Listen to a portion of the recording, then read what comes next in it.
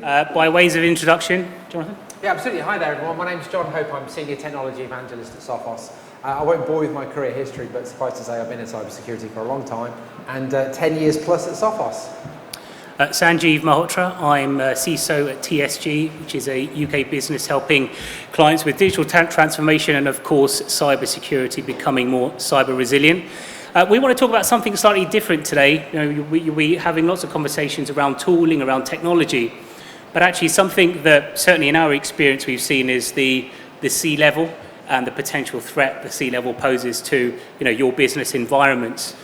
In a previous role, I worked for a business that operated in close protection, kidnapping, ransom, extortion, and it struck me the similarities between keeping people safe in that sense and also ransomware and operating in terms of negotiating.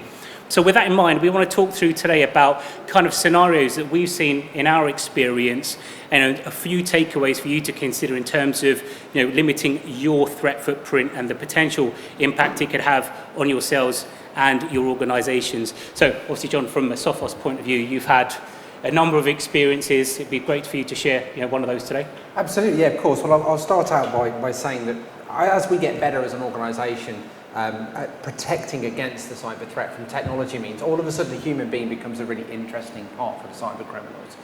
Because why would you, for example, brute force a password if you can just persuade somebody to put it into a dubious online form, for example? So, yeah, absolutely. We do see a lot of cases where high value execs and high level individuals are targeted very specifically for those kind of purposes. And one of my favorite examples relates to our incident response service. So I'm sure most of you know that Sophos is in the business of providing technology solutions for cybersecurity. And many of you will also know that we provide proactive services as well. But one of the other things that we do in our portfolio is we have an incident response desk. So effectively the cyber fire brigade. And that's where some of the really interesting stories come from. Because we get involved as an attack is actually taking place. And one particular organisation I can think of that contacted us, it transpired when we reverse engineered the attack that the CEO themselves in that organisation had been targeted. Quite easy to find out who's in charge, right? Company's house, LinkedIn, two obvious places of open source intelligence. The cyber criminals then moved to that particular individual's social media account. They found out where this individual decided to play golf. And they went to the golf website, they found out that there was an event on a particular day. And what the cyber criminals did next is they crafted a very, very convincing email that fitted that individual's reality perfectly. So, yes, I play golf at that club. Yes, there's an event on. Yes, I probably ought to fill in a form associated with that. So click, click, click. Next thing you know, well, you can imagine what happens next. So there's a really good example of where the cyber criminals have very actively targeted an organisation and actually carried out that threat, that threat vector, and actually worked out how to get into the organisation using human means. So it's an unfortunate thing that often we overshare, don't we? I'm sure you've probably got some advice when it comes to sharing information externally. Yeah, absolutely. I think a lot of people sort of forget what they share in terms of their digital footprint, in terms of social media. Excuse me. One example, a recent example, is a national care home business that we work with. Interestingly, the father's a CEO and the daughter works within the board as well. The daughter was looking to purchase a house. Subsequently, an email came through to the father with regards to assisting with a deposit. It was actually down to the father actually realising that the email address was slightly different to hers, and that went through to their internal security team, which they then realised was a business email compromise attempt. The reason the threat actor knew that this person was looking to buy a house is because they'd released that on social media as one of their stories. So it's a really good example of how potentially you or people connected to you can release information that's sensitive, but ultimately can be used to compromise your business. There was a study done recently. Granted, it was done by a business that helps, reduce the digital footprint. But they did say so in the study that, C-level people are twice more likely to be, attacked and sort of, prone to these kind of attempts because of the nature of what they do, because of their seniority. The other thing that we were considering is sort of other ways of being able to sort of limit people's, threat footprint. I mean, something that, again, people don't realise is that threat actors, they're invested in attacking your business. Sometimes they might buy credentials off the dark web, at which point they're financially, connected to your business in terms of being able to, get that data, whatever it is that they need. So as part of that, something that we've seen, certainly, in my experience, is where organizations will spend a significant amount of money on their, security, their tooling, people in terms of the organization, and organizations like Sophos, but then at home they'll have no security controls. They'll still have the same password that's on the Wi-Fi router. They'll have a password that they may, and devices that they may share with family members. A threat actor is always going to try and find the easiest way of getting into your environment. And the fact is, if you're someone at home that doesn't apply the same sort of security controls, let's say you have a VPN that connects to your corporate environment, that is just the simplest way of doing it. And again, going back to the point that threat actors will buy this data. They'll need to, there'll be pieces of the jigsaw that they need to put together, but at the point that they've spent money, they will try to get into your environment. So, looking at your own home setup is really, really important. Routers are one of the easiest ways of getting into environments, vulnerability speaking. So it's really important to keep on top of that. Yeah, absolutely. Especially now that there's no perimeter anymore. Of course, thanks to the global pandemic, so many people work from home.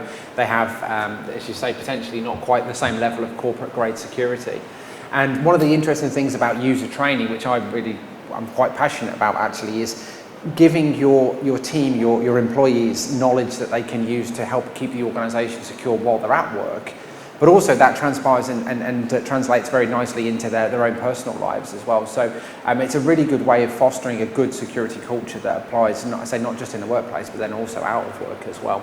It's actually one of the cheaper things when it comes to investing in cybersecurity, but actually will give you one of the very best returns on investment, because you can buy as many technology solutions as you want, but if the user clicks on the wrong link or actually completely out of band, for example, transfers money thanks to a dubious phone call, then there's no technology solution that's going to help you with that. What I'd also would say as well, we like to talk a lot, don't we, about the culture of security, and nobody has to raise their hands for this, but I do encounter quite a few IT administrators and network managers, and they look at their users and they think that their users are actually part of the problem because they're the idiots that click on the links and do the bad stuff, and that's kind of true. But you can also look at it from a different perspective, and actually, do you know what, if you empower your users and you invest in the appropriate cyber training, you can make them an extension of your IT team.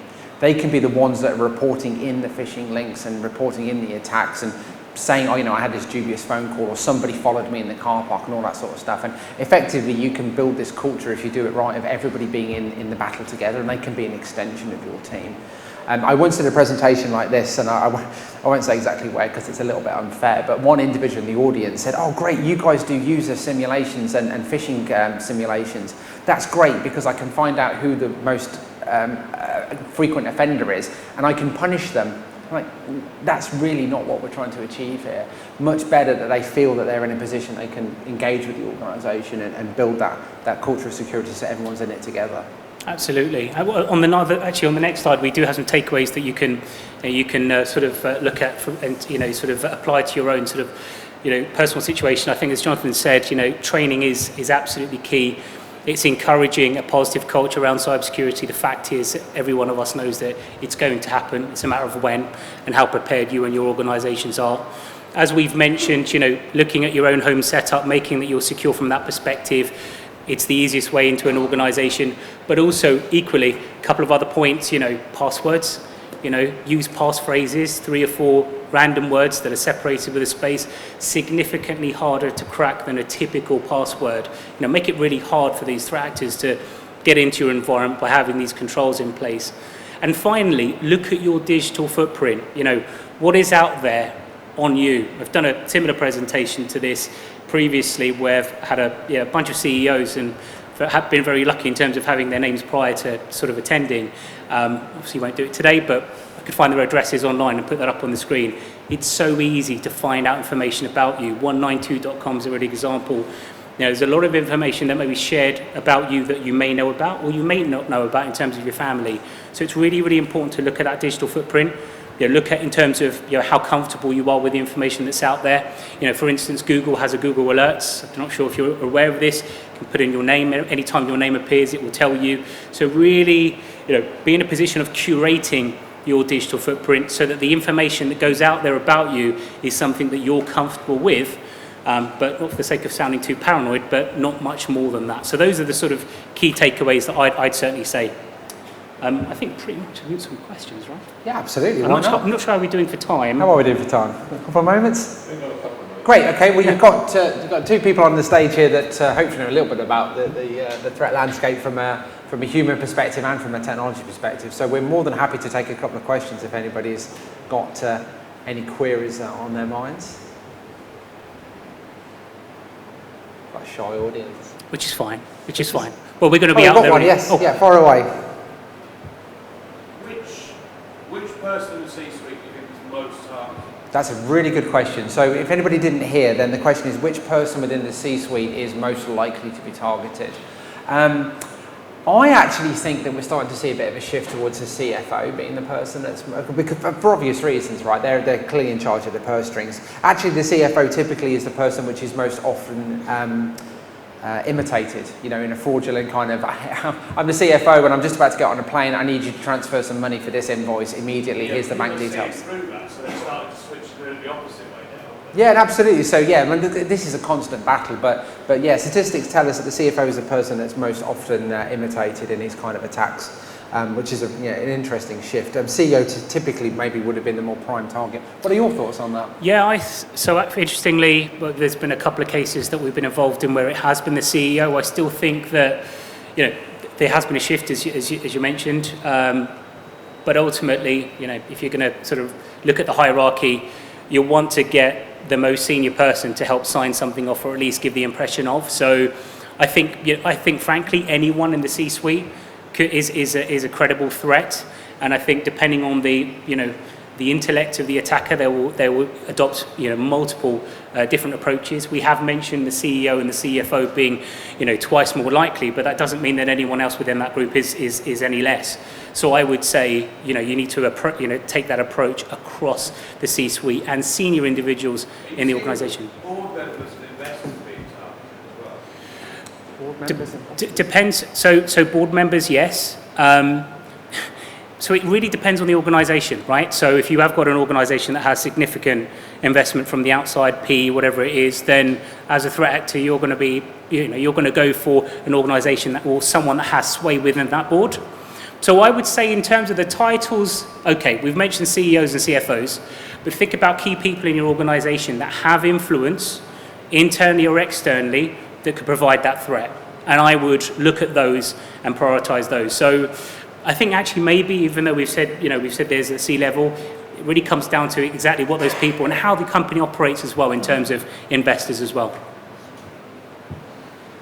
Good. Yes, sir. What percentage of attacks come directly at C-level, and what percentage come through supply chain attacks? Supply chain. So we talk a lot about supply chain attacks, but actually the reality at the moment is that most of them are actually direct attacks. So it's about 20% supply chain currently, but that's going to shift, I think. As we defend larger organisations and big corporates better, then all of a sudden the small suppliers and even convenient routes in, for example, like software suppliers, those will be exploited by the cyber criminals more and more. So there will be a shift in that direction for sure. But there's still two credible entry points, right? Absolutely. So you should look at them in isolation in terms of how important they are to protecting your organisation. Absolutely, yeah. Your risk is not just you as an organisation, but also your external suppliers as well. Totally. All done? That's it, guys. Fantastic. Thank you very much. We're on Yes. stand 5 if you want to ask us anything else afterwards. But thank you for the questions you've asked, and I hope you enjoy the rest of the day. Thank you. Cheers.